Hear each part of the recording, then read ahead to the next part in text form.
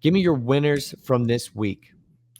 Yeah, so there was a lot of good and a lot of bad from this last week of NFL football. I think the highlight was on Sunday Night Football, the Chiefs offense just being back to what it usually is. Obviously, the Lions were missing 5 of their top 6 cornerbacks, so does that play a little bit of a role into it? Yes, and they didn't look the greatest in the second half of that Monday Night Football game just the week before, but I think that this offense is starting to catch a rhythm. Patrick Mahomes is playing the way that he should be playing over the last couple weeks, and just in general, they're going to get Rashee Rice back, and then also Hollywood Brown has been playing decently well. Juju Smith-Schuster has been playing decently well, and then they obviously have great receivers around. Xavier Worthy comes back from injury, and then he is playing like how he should be playing. So I think in general, this offense and this offensive line specifically has been playing up to the expectations of what a Chiefs team should be, and the Chiefs are definitely one of the most dangerous teams in the NFL, especially when their offense is clicking. So being able to see that on Sunday Night Football was great for Chiefs fans, I guess.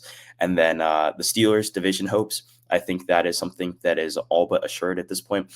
The Ravens are 1-5, the Browns are 1-5, the Bengals are 2-4, but are on a 4-game losing streak.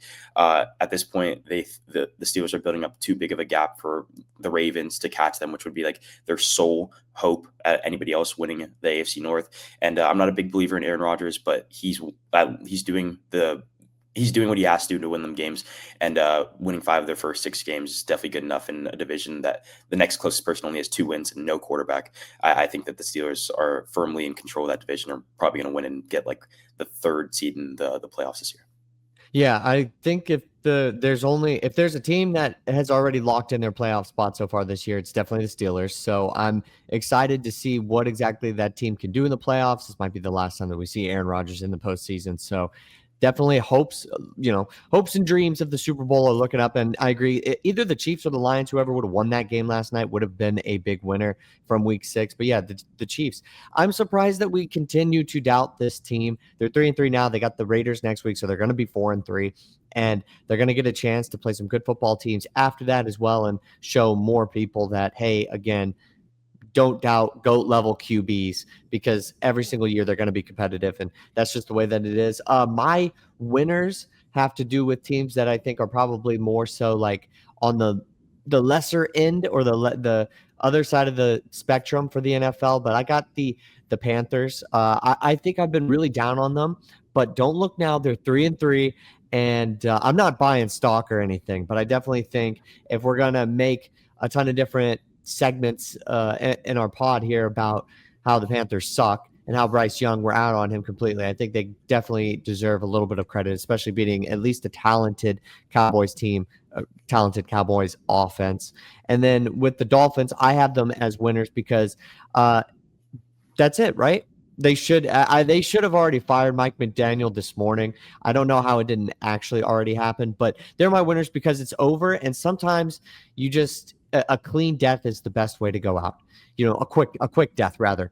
And this season is not going to feel quick. Don't get me wrong, but Tua's going up talking about players being late to players only meetings, and or not showing up at whatsoever. And then you have 2 really, really bad losses late in the game. This is it. I don't think that there's any doubt in the way that this franchise needs to go, and that's to clean house and get a new QB next year. So I concluded as a win. Yeah, I can see the perspective behind that. I don't know that the Chargers loss is a bad loss. The Chargers are a good No, football team. no, no. They had that game. They had No, that game at the end no, there. they didn't. They were up. They were up They, before they gave up the field goal. What are you talking about? they were losing by 2 scores with like 7 minutes left in that game. They came back. And then you go in and you come back and you steal it, and you take that game. We left a minute on the clock for Justin Herbert, and the kick return was 40 yards. Like they were Hey, in field goal that's range in like 3 execution plays. beyond the time that you take the lead. Oh, okay.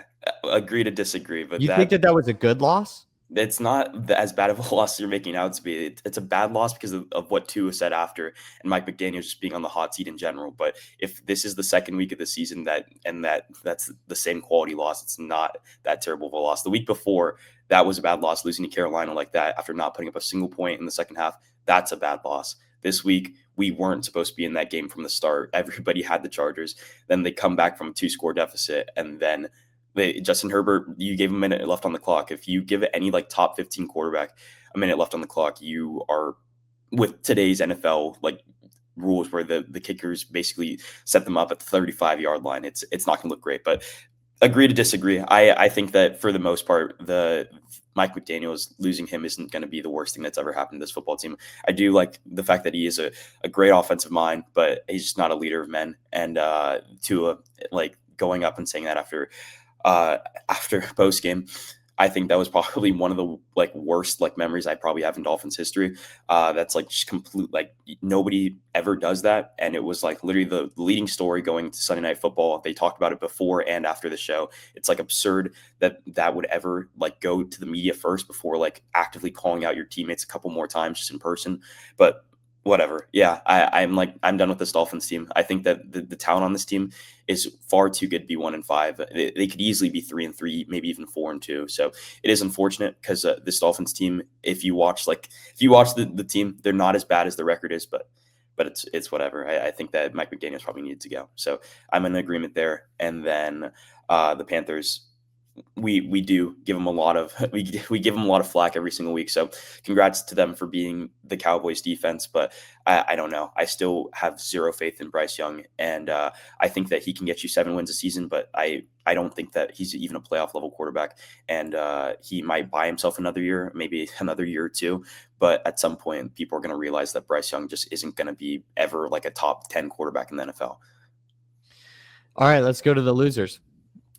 Yeah, so kind of playing off my Steelers division hopes, the losers for this week are just basically everybody else in that division, but specifically the Bengals playoff chances. They go out and trade for Joe Flacco this week, maybe trying to resurrect something. They still have a good offense. They have T. Higgins and Jamar Chase on like as receivers on that team, and that defense is really bad, but like they're playing better than they were last year at the very least. So they were able to win their first 2 games, and going into having a 3-game losing streak going into this game, maybe try to resurrect something, but to no avail. Joe Flacco is Joe Flacco. He's not going to make you a playoff team, and the Bengals playoff chances are essentially squashed, even though they tried to make a move for whatever that's worth. And then the 49ers health and training staff, I think, is the other loser this week. The 49ers have an injury, a significant injury every single week, whether that's Mac Jones barely being able to waddle off Thursday Night Football last week. Obviously, he ended up playing this week, but still, that looks pretty bad.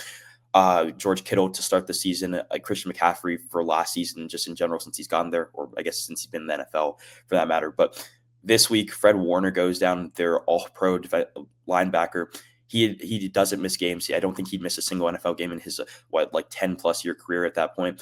And he essentially goes out with what looks like a season-ending injury. He's carted off the field. His leg is in an air casket or in air whatever. But yeah, no, he looks like he's going to be out for the season, and they just have way too many significant injuries.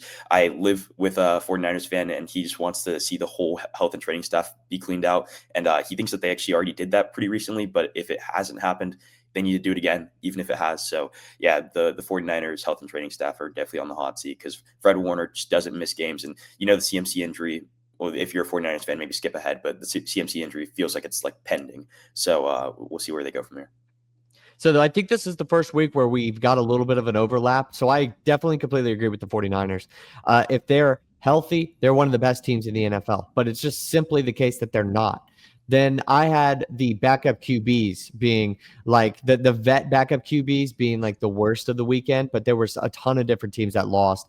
You mentioned the Bengals. I thought that Joe Flacco trade was actually going to help them, but maybe we give it a couple weeks and we see he just needs to win 2 out of the next like 4 or 5. And I know that's a big ask. I get it, but just he's got weapons there, so maybe there's something. But it's better than Jake Browning as it stands right now. But the Cardinals and the Ravens both kind of seeing their season slip away from them. The Cardinals because of that horrendous loss last week. Jacoby Brissett, competitive game against the Colts, but that team is a buzzsaw apparently, I guess, now this year, and they weren't able to pull it out. Had a chance late, and then the Ravens, nothing without Lamar Jackson. And I'm telling you, Harbaugh he's probably hearing it from a part of that fan base, some rumblings of what it was like at the very end of Joe Flacco before Lamar Jackson took over. It's, hey, without Lamar, we are not very good. We are not a good football team, and their season is slipping away a little bit now. So just backup quarterbacks around the league too. And then I think just in general quarterback play, the Jets and Justin Fields,